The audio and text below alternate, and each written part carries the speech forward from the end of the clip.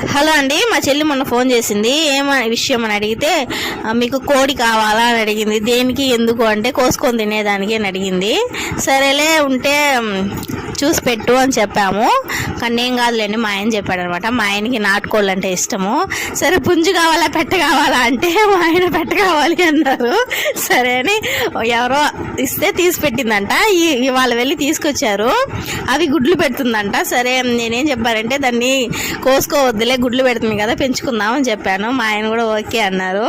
సరే దానికి తాళ్ళు అవన్నీ కట్ చేసి పొడుగ్గా ఒక దారం వేసి చెట్లకి కట్టి పెడుతున్నాము. అంటే అది ఎటు పోకుండా 2 days అలవాటు అయిందంటే తర్వాత 3rd day నుంచి మనతోనే ఉంటుంది. రోజుకు ఒక గుడ్డు తినచ్చు. మన ఇంట్లో మనిషిలాగా పెంచుకోవచ్చు అనమాట.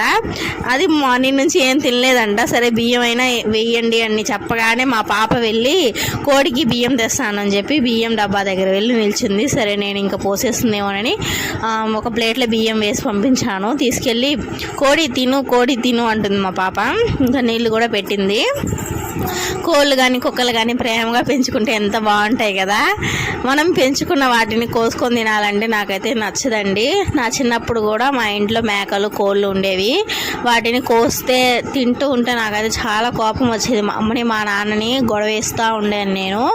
ఎందుకు కోస్తారు, ఎందుకు తింటారు, మరి ఎందుకు పెంచుకుంటారు, అమ్మేయండి వద్దు అని చెప్తాను.